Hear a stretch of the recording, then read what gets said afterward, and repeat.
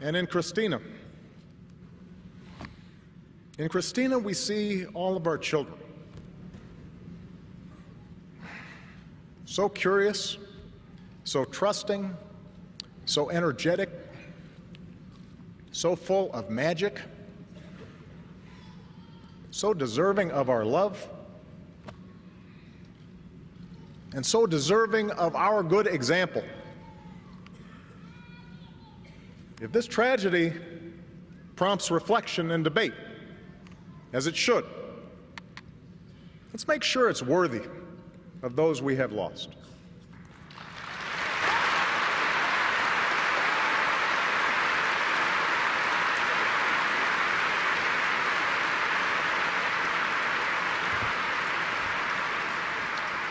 Let's make sure it's not on the usual plane of politics and point scoring and pettiness that drifts away in the next news cycle. The loss of these wonderful people should make every one of us strive to be better in our private lives, to be better friends and neighbors and co-workers and parents. And if, as has been discussed in recent days, their death helps usher in more civility in our public discourse, let us remember it is not because a simple lack of civility caused this tragedy. It did not. But rather because only a more civil and honest public discourse can help us face up to the challenges of our nation in a way that would make them proud.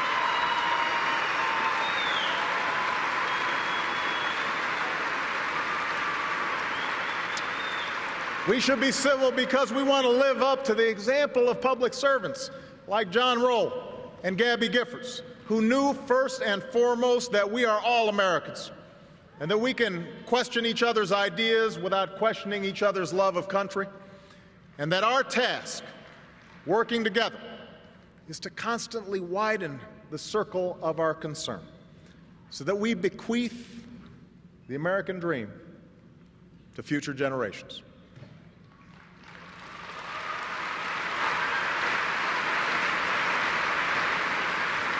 They believed,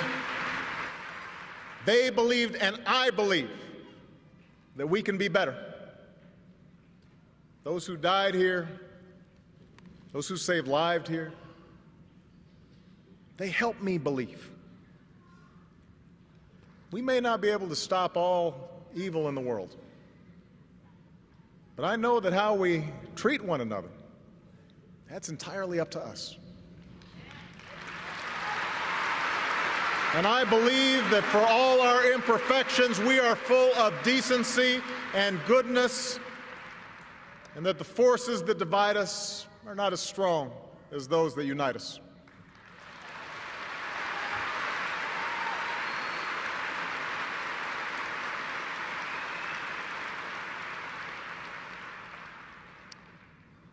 That's what I believe, in part because that's what a child like Christina Taylor Greene believed. Imagine for a moment, here was a young girl who was just becoming aware of our democracy,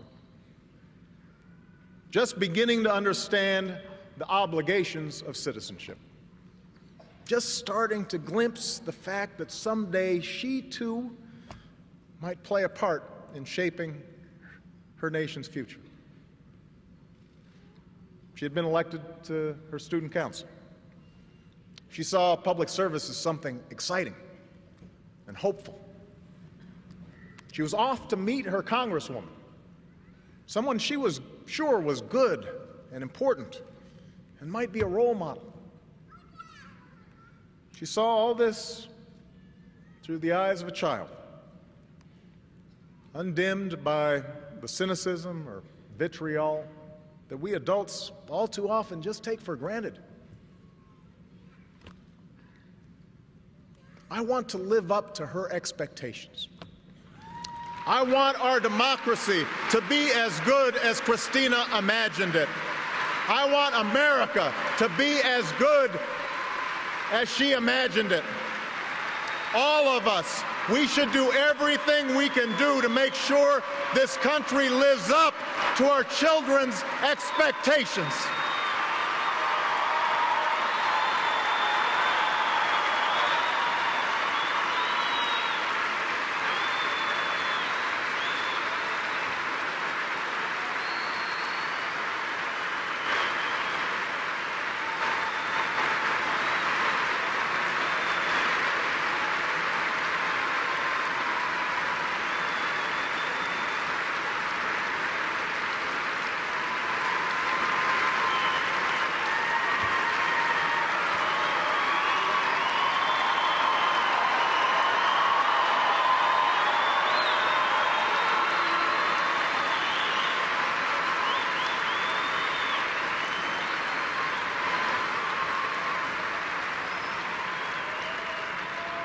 As has already been mentioned, Christina was given to us on September 11th, 2001,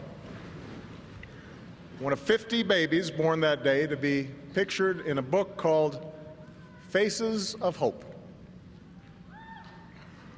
On either side of her photo in that book were simple wishes for a child's life.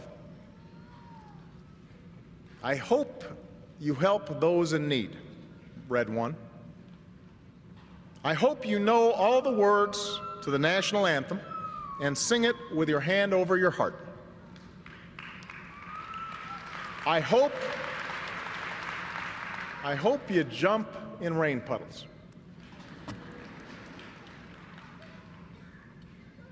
If there are rain puddles in heaven, Christina is jumping in them today.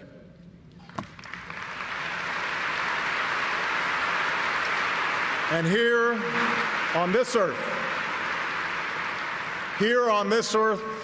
we place our hands over our hearts, and we commit ourselves as Americans to forging a country that is forever worthy of her gentle, happy spirit. May God bless and keep those we've lost in restful and eternal peace. May He love and watch over the survivors. And may He bless the United States of America.